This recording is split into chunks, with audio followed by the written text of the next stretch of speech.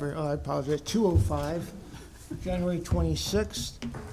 And we have an opportunity to meet as the Environmental Advisory Council. And what you see in front of you is the 62nd board, so it's new to you, as well as them being, you being new to many of them as well. So why don't we, I think, start with introductions, I think.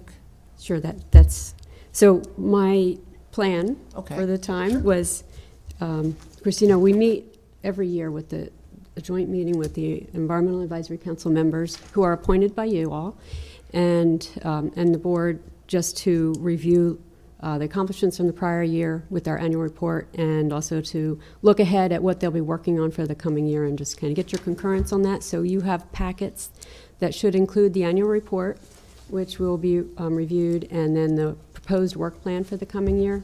And then there's a few other things in there that I just thought you might want for your information. There's a sheet that's like an at a glance kind of about the EAC flyer.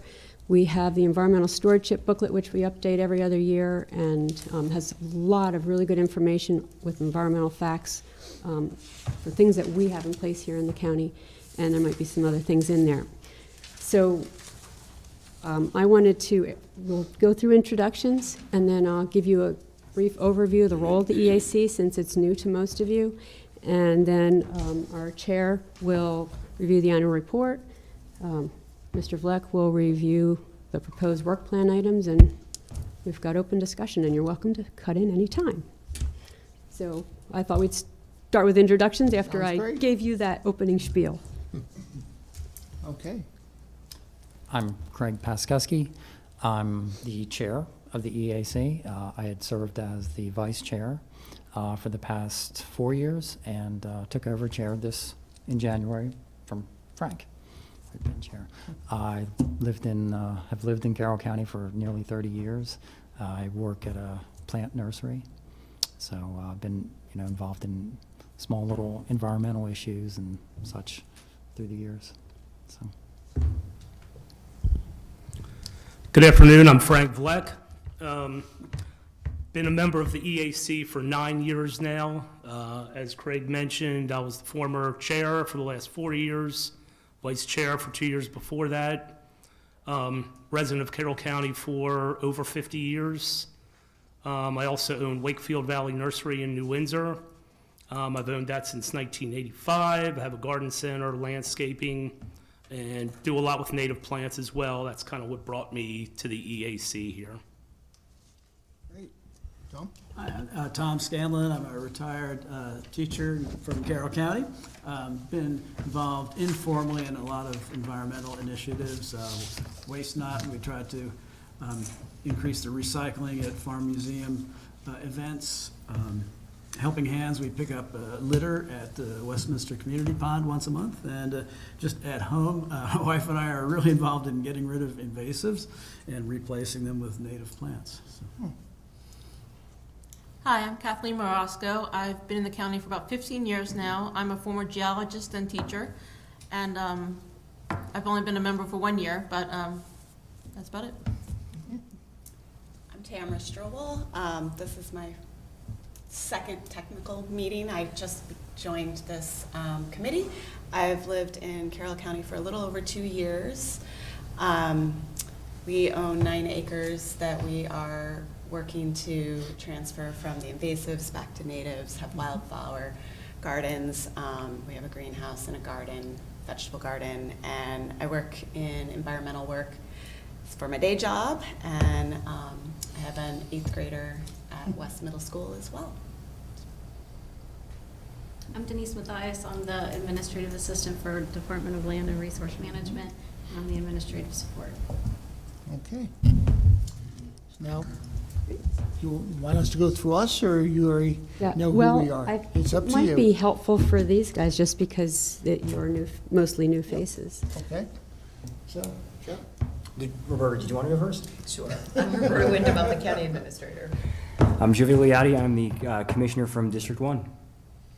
Kenny Kyler, District 2. Ed Rothstein, District 5. Tom Gordon, County Commissioner, District 3. Mike Guerin, District 4. And just let you know, some of the districts have changed, you know, where District 2 now has Hampstead and Manchester, and District 1 now also has New Windsor And and Union Mills. Or- Union Well, Bridge. Union Bridge, Union Mills, and Union Union, Bridge, I'm sorry. Uniontown, all the union. I got the union. You're very unified. And the delegation may tweak it slightly this year again because of a couple precincts. So they're going to keep confusing us. Keeps us on our toes. Great, That's a big mouse. it is. I have to get that little button with this big pointer. Big cursor, I'm sorry. All right, so the main purpose of the Environmental Advisory Council is to serve in an advisory role to the board on emerging environmental issues, policies, projects, anything that's related to the environment that you feel you need their advice on. Be a lot quicker if I had a button to push. And of course, they don't always have something that they need to be providing advice to you on, so really their secondary role is to provide a substantial amount of public outreach, is what they've actually been doing a lot of. And then they also serve currently as an appeals board for our environmental codes, so things like the Forest Conservation Code. When a decision of Mr. Hine, our director, is appealed, it goes to this group. 3 people off of this group will hold the hearing and then make a decision, and then their decision could be appealed to the court. So the EAC's mission, I know you've been asking for missions for a lot of the groups and departments. So the EAC's mission is that they're dedicated to promoting environmental stewardship, environmentally, socially, economically responsible recommendations and information to the board and on environmental issues, on what you would expect, I think. We've got 9 members, 9 seats, I should say. We have only 7 seats filled right now, and probably soon to be only 6. So we have currently 2 vacant positions, and I've not heard that we have any applications waiting, but always looking to fill those, to help spread out the workload. Is this one that traditionally is hard to fill, or is this just an anomaly now? Brenda, you might be able to answer that better than I think it comes and goes. Yeah, it mostly. does. I've been working with the EAC since 2011, and like we will just fill all the seats, and then suddenly somebody leaves, you know. Yeah, It's That's rarely good. full for very long, but We had a couple people just move out of the state. yeah. Yeah. You know, so that's, I mean, it's not like they didn't like serving or anything, but. Our yeah. positions, they're not dedicated to areas within the county, but you try to be diverse. we you know? try to represent diverse interests rather than locations. Okay. But again, when you know, beggars can't be choosers, we don't have very Yeah, many 7, you people want 9. interested, right? So you kind of take, you don't tend to look at those things when you don't have very many people applying as it is. Are there, since just thinking about it, are there positions or specialties or areas of concentration that would be beneficial for you to have on the board right now? You know, Frank and I both have nursery, I guess, background. Kurt, who's not here, who's going to be the vice chair, he's a geologist, hydrologist, He works in weather. right? yeah. Meteorologist. Yeah, he worked for NOAA for a number of years. Right, so, I'm not sure where else, I mean, certainly Yeah. anybody's background, Sure. you know, anybody's background is worth input. Yeah. And it's been my experience that, you know, you can have a certain representation of interests, Yeah. but as the projects change that they work on, the need for different backgrounds will change anyway. So it's hard to have a representation of interest from every possible, you know, perspective or aspect of environmental issues when it keeps changing what issues they need to address. So anyway, there are 4-year terms. I serve as the secretary and staff liaison. We meet the 3rd Wednesday of every month. And of course, we also do special events. Like we attended the environmental symposium had a booth there in November, and also help out occasionally with some of the public outreach events. We do have a set of bylaws that address the frequency of meetings, when agendas need to be posted, terms of officers, and then if people aren't showing up to meetings, you know, possibility to remove if you miss too many, et cetera. So our projects need to be unique to the EAC, and in that I mean somebody else shouldn't be doing the same thing. We don't have the space to be doing redundant work. So unique to the EAC, supplement or support what staff is already doing, again, trying not to be redundant, and help to inform and support the board and also the public. You know, we've got this process where we review the work plan with you. We kind of go through the projects that are in the work plan throughout the course of the year through our regular meetings and research, develop whatever the product is that the work plan specifies. And then in the end of the year, we put together an annual report that says, here's the things that we accomplished this year. And that also helps to fulfill the requirements of Chapter 131, which creates the EAC, that says we need to report to you annually. So some of the recent and past topics that we've had is litter. Last year we did 2 pieces on litter. We've done a number of solar project pieces, tree planting. We did homeowner de-icing and salt management because it includes water softeners, expanded polystyrene, single-use plastic bags. And so you can see here, these are some of the recent products. Last year we had 2 public outreach pieces, the first 2, and then the last one was actually a report to the board that I gave some background on litter in the county, and this was something that the board requested at the meeting last year. So gave some background on litter and some options that the board could consider for addressing litter in the county. And so we tend to, when we do reports, provide the board with options, and then you can, you know, direct staff or whoever's appropriate to further pursue any options if that is what you desire. Some more work. And again, the environmental stewardship booklet I have in your packet, and we'll be updating that this year because we do it every 2 years. And the one in the middle, which you also have, is kind of like a little quick reference guide for that. And then the tree planting resource is just another example of work that's been done recently. Recurring work. Again, the environmental stewardship booklet, the annual report, the work plan, and then every other year we also go through a process for environmental action awards. So we take nominations, review the nominations and rank them and come up with winners, and then we have a joint presentation of awards ceremony that, when I say joint, the commissioners and the EAC together have traditionally presented those awards. At the last time we had someone donate a $500 scholarship for the student winner, and then we had some gift cards that were for the other 2 categories of winners, so that was actually very nice and helps to promote awareness of environmental issues and recognition for what people are doing better. Oh, look, here's my slide. I'm ahead of myself. You can see the categories there. So this is another one of those years where we hold this process. In the past, Commissioner Rothstein will remember, we've had a ceremony that's just dedicated to the awards presentation.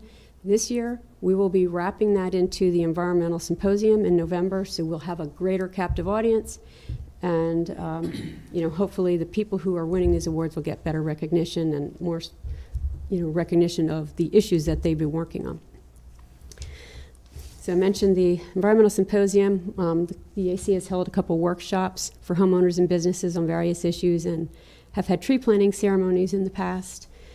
They've worked on legislation in the past. It's been a while, but they provided the initial recommendations before any solar at all was ever in our zoning code, and this is back in 2014. And then they also provided recommendations for the accessory solar provisions. So again, this is a while ago, but the kind of work that they've done, I've already mentioned these. The zoning text amendment for the community solar, that booklet, after it was put together, was run through them for review. And then we have a website. Can't read it very well, but you can see that on the left side, there's quite a few different pages that are included in this and a lot of resources available. And we have a QR code. And just my contact information that's in your packets there. So that's just the basic overview of what the EAC does. I think we will have Craig then review the annual report with you, and that will give you a better idea on some of the details of what we've done in the past year. Okay. Yeah, last year, 2022, was a pretty busy year for us. And Brenda touched on a couple of the things that we accomplished. Notably is this litterless guide and educational piece that we put together. And I think that's a good example of how we work, and we work with the commissioners, because this came out of a similar meeting that we had with the board, I think, was it 2 years ago? Might have been, or even last year too. Last year. Yeah, was it? Okay. This meeting last year. From concerns that the board had with the amount of litter in the county, they asked us to kind of look into it, see what some of the sources were and potential options that the board could take to address it. So, say the two things that came out of that was this outreach, public outreach, and it's kind of just two sides with tips for residents, what they can do to avoid contributing to litter. A lot of resources in there as far as contacts for groups that do litter pickup or reporting litter. So I think that's eye-catching. And the other part that came out of that is our piece that we presented, Frank presented to the board last November, which is kind of filled with a lot of data and information that the board can digest, and not recommendations, but just potential actions, and pros and cons to those actions, to address litter. It's certainly something that's I'm interested in, and I don't know if it's more in my head since we did this, and partly because it's winter and you can see more of it, but it's probably more of an issue than you realize.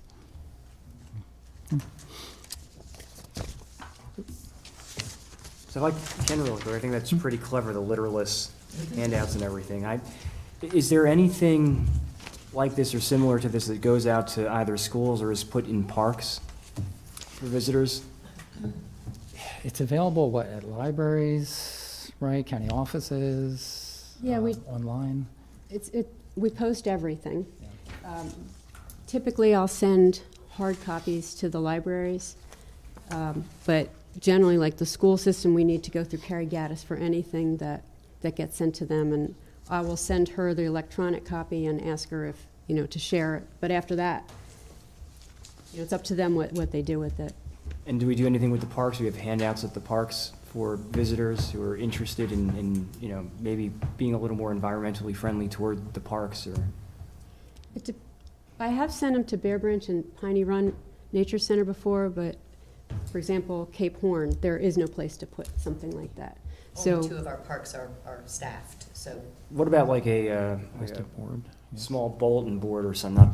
It's like when you enter like a trail at a national park, there's like a board. Oh, a kiosk. Something like that. I mean, is that feasible to put up something like that there?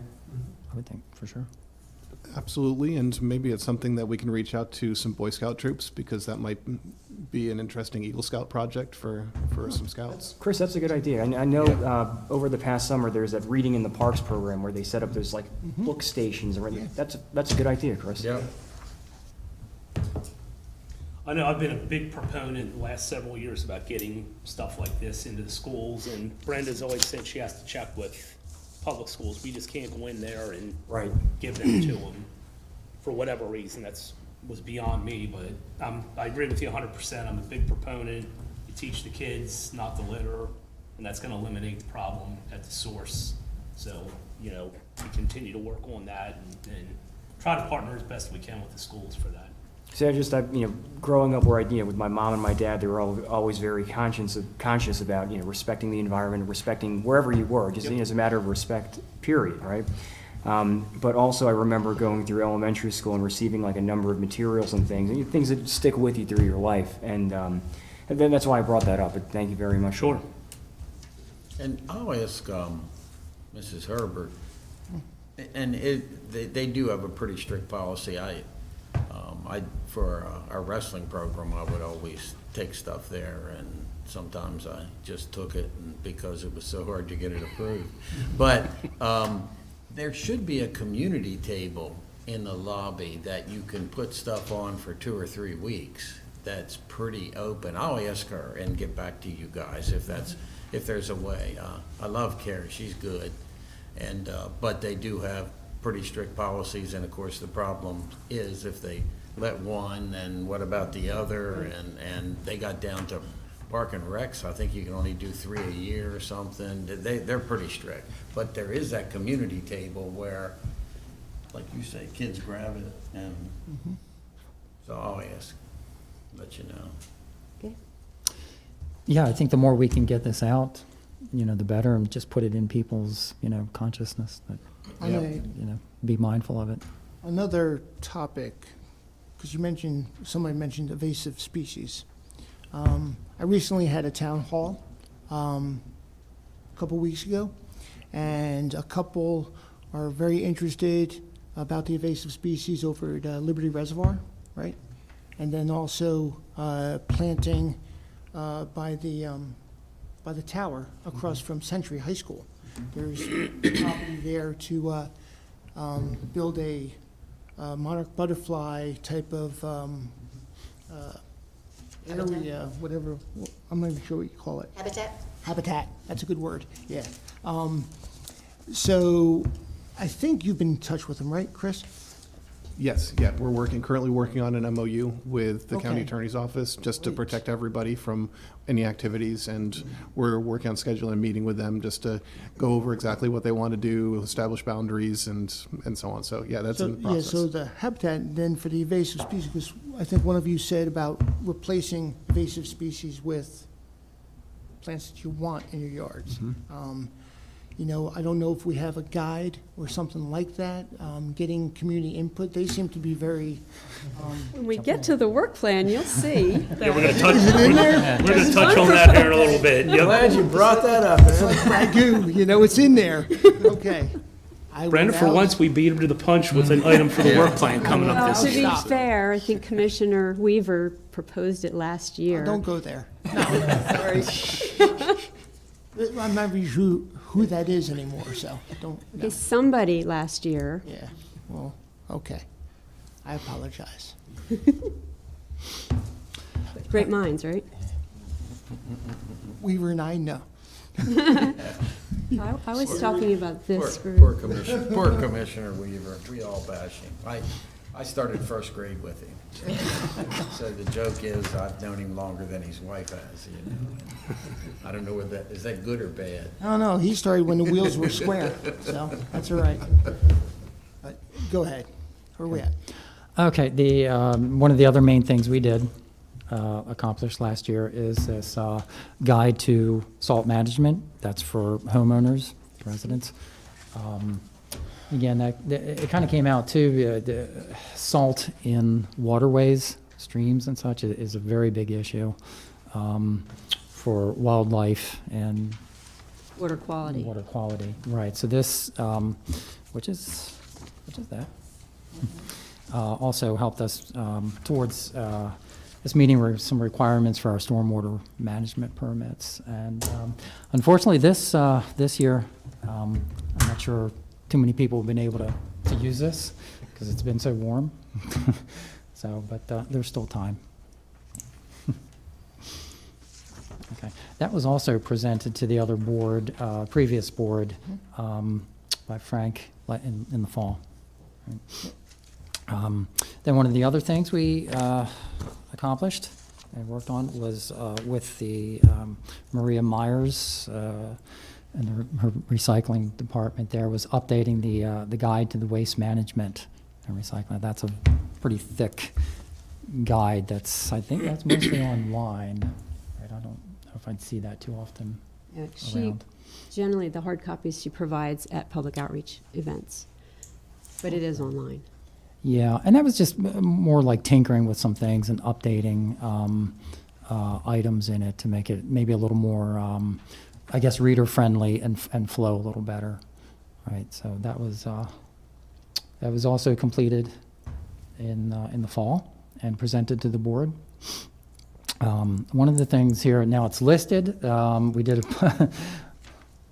for It's because public. these are all items that were in the work plan, and we're telling you the status of them at this point. Right, this one will roll over to 2023. It's a residential gray water.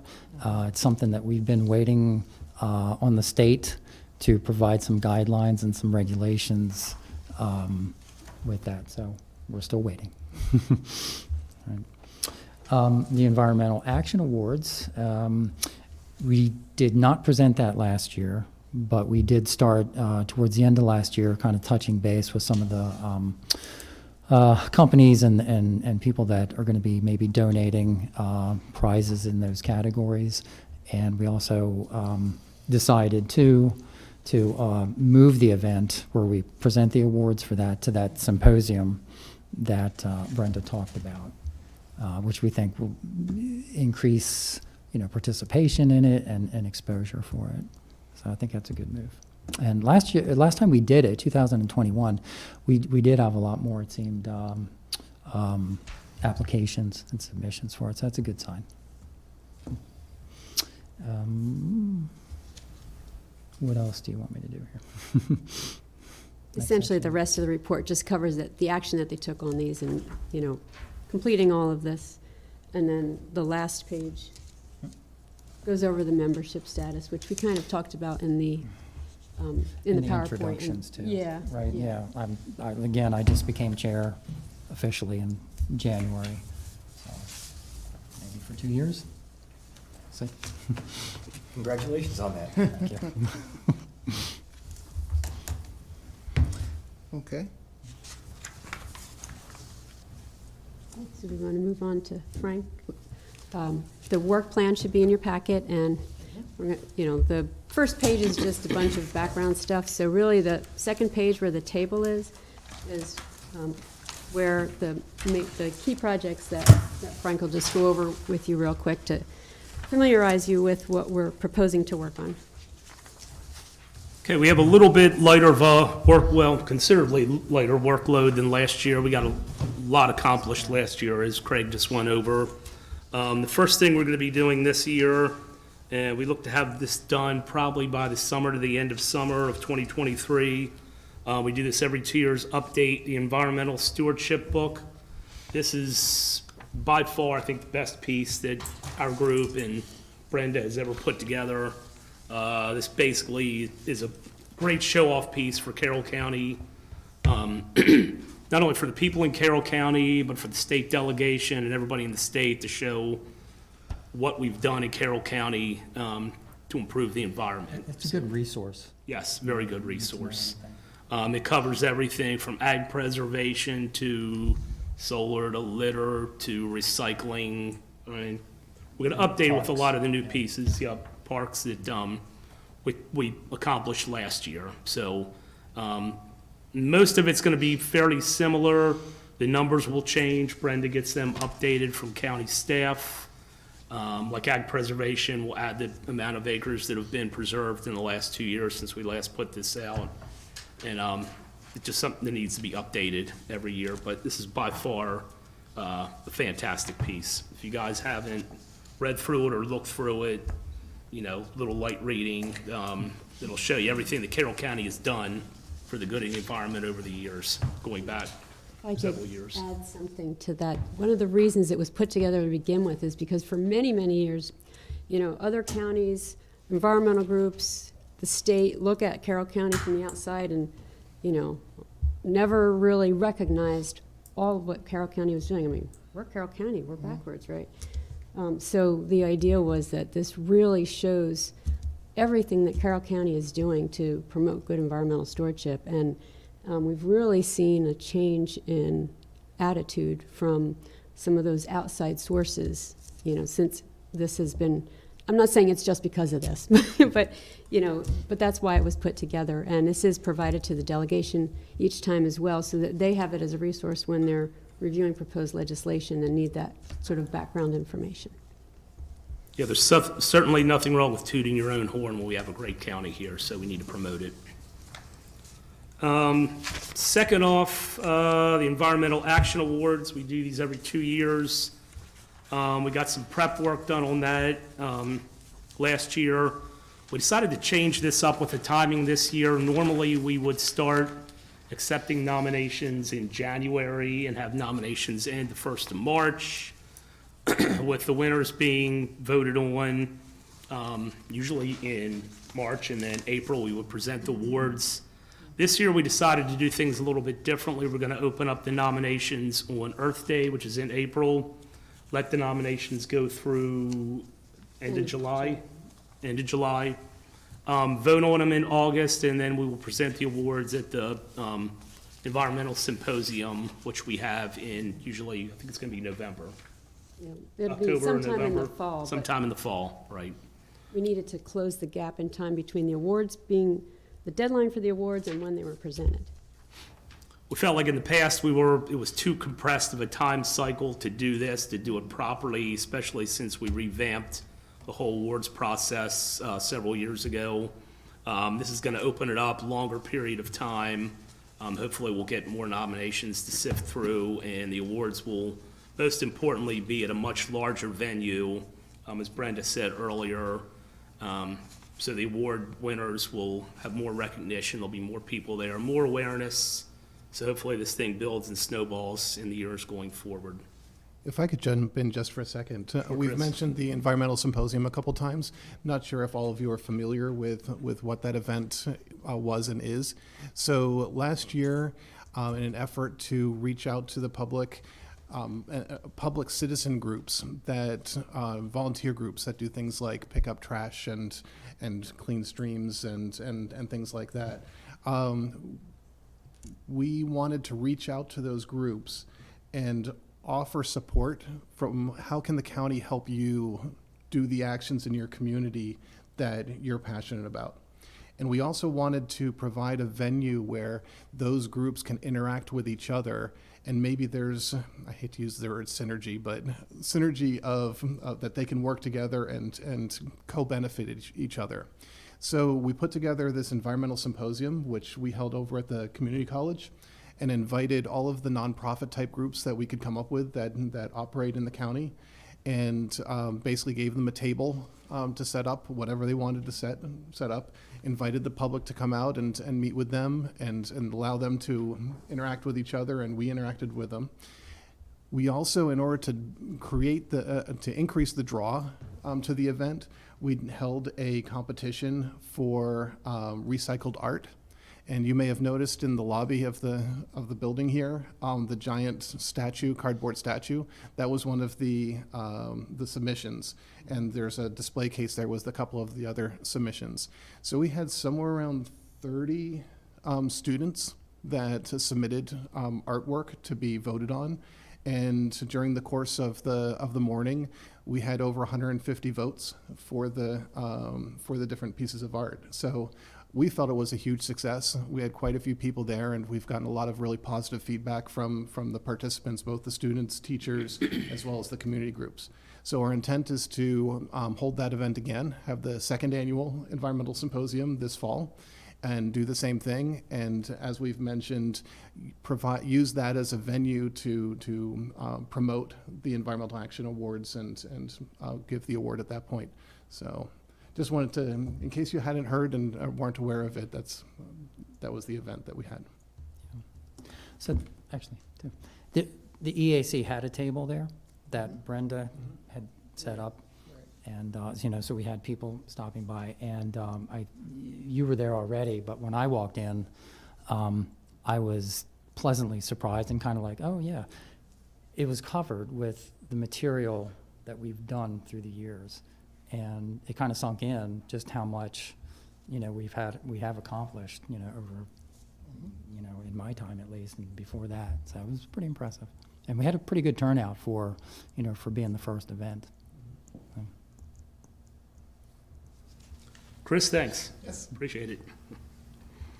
Okay, the third item on our agenda for the coming year, Commissioner Rothstein, going to do a public outreach piece for invasive species, invasive weeds, so on and so forth.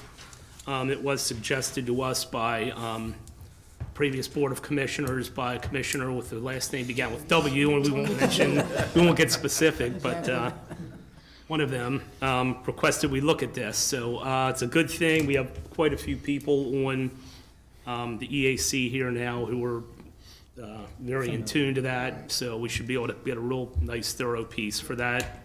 We hope to have that completed by the end of the calendar year there. So, did you have any other? No, I think that's great. I mean, I'm getting a lot of, interest in that, just from that town hall. I was like, okay, this is a good topic, to address, so, yeah. I appreciate you all following up with that. Well, it's a national topic too, and a topic that's big in the state. Something's coming to more and more, me being in that business, I see more and more of it. It's very much becoming to the forefront. Really? Okay. Yes, so I think it's good that we touch on it locally here Yeah. in Carroll County. Yep. Finally, go ahead. I was just going to say, I should point out that it doesn't specify this here, but we are talking about plants. Mhm. Because I know we got like the spotted lanternfly issues. Yeah, I'm talking, yeah, okay. No, that's a good point. We are talking about plants. Finally, as Craig had touched on, this has been on our agenda, our work plan for the last several years, the residential gray water in Carroll County. We've been on the back burner with it since 2018, just waiting for some regulations to come from the state level for us to give us some ideas what to work on. So we keep it on the agenda item every month. It's a 2-second agenda item, so we pass right on over it. So that's in a holding pattern. We'll see how the new secretary, MD, I mean, he's, maybe she, come from California, yeah, and, yeah, so we'll see how aggressive she is with this administration on where they're going to push. But there's definitely things, we talked about solar and other things that they're pushing hard. And I would expect this to be, pushed pretty hard by her. So, let's see. And that pretty much concludes the items we have on the work plan. I'll turn it back over to Craig then at this point. Okay. Do you all have any questions at this point? The appeals, does that happen often? No. No, that's what I wondered. Right. Yeah, What have we done? Yeah, so Three. I can speak to that for So you. far?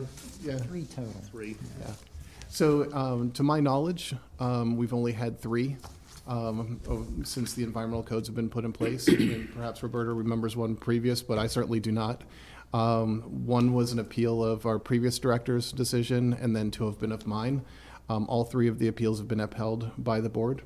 By code, if someone wants to appeal one of my decisions, and these are typically related to variances and such, the decision is yours as to whether you want to hear as a board the appeal, or if you want to designate to another board to hear it in your stead. And so, because these have been environmental in nature, we decided when we had the first one a couple years ago that we would ask this board or this council to hear those. It's entirely your decision if you want to hear them, but my hope is that we're not going to hear any more. Yeah.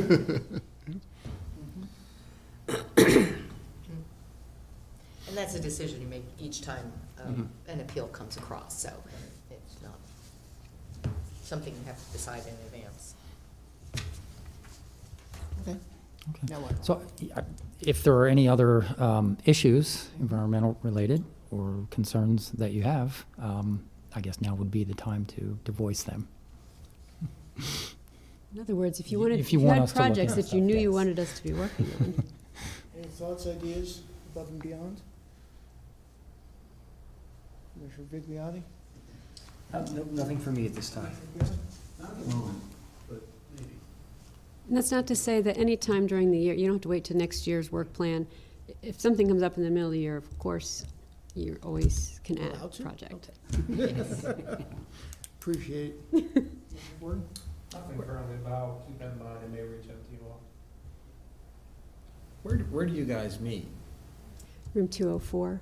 Do you ever get any public, any outsiders there, or is it just pretty much you guys?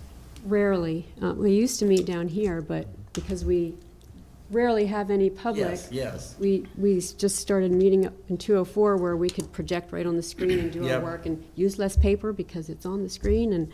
And typically when we tend to get people coming out is generally only if we're working on a contentious issue. So there was a point where, when they were working on the the expanded polystyrene report, and they had representatives of environmental groups and the polystyrene industry and all come in and give presentations so that they were better informed for the report they were putting together for the board. Then we had a few more people, but it's not like the place was filled. Yeah. Our meeting next month is an evening meeting. Most of the time we meet during the day, once a month.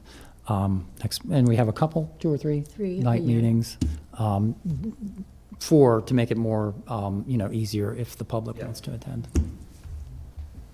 And they will be virtual because I had gotten some inquiries from the public asking if it could be virtual because it would be easier for them to attend it. So the evening meetings will be virtual. Okay. Okay, what else? No, I got nothing.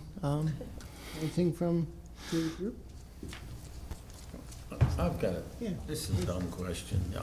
One of your first slides, you showed like a meandering stream. What happened to those? It seems like, I don't know, the 90s. They were adding them to every project, and you had logs, and you had this, like when ICFA went in down in Baltimore, MDOT went in down next to the airport. They always had that added in. That's gone away totally? No, it hasn't gone away totally. There still is some? Yeah, stream restoration is still a very prevalent Okay. practice. What's interesting, though, is that there seems to be a little bit of a shift in the industry, specifically from environmental groups that are looking to shift away from it. We've had some comments. I hate to keep saying that we're going to come before you and talk about NPDES, but I promise you we are, and that stream restoration is a key component of that. And when we had our new permit issued, we had public comment from citizens who said stream restoration should be taken off the table, that they don't agree with it. The primary concern being is that in order to restore that stream, you often have to disturb a lot. So there are a lot of trees that have to be taken down to regrade the stream, and then you plant it back and so on. So in 20 years, maybe you have back what you had lost. But in the interim, there's the question is whether it's worth the juice is worth the squeeze. So it's interesting that the environmental community is shifting a little bit from that perspective. It seems to. I mean, you guys seen it. You want ponds, you don't want ponds. You want water standing, you don't want water standing. We created a brand-new stream down in Rockville off Goody Drive, and to me, that's maybe more acceptable. Down at HICFA, we had to reroute a stream and put in, and I understand the objections. It seemed like we were stirring up more than we were solving, but it was on the plans, we had to do it, so. But that's why I wondered if it had gone away or. No, and actually, fingers crossed, in about, if I had to guess, 6 weeks or so, we'll hopefully be before you for approval to award one of our projects, which is a stream restoration project in the Brynwood subdivision. And it's one where one of the driving forces there is that the subdivision was constructed pre-stormwater management regulations. And so there are a couple of property owners that have complained about flooding. And so the only way that we've figured out to help them out with the flooding side is to do a storm drain project in conjunction with the Department of Public Works and also a stream restoration project. And so we are currently working on putting together the bid specs for that, and hopefully in the next week or so, that'll be put out to bid.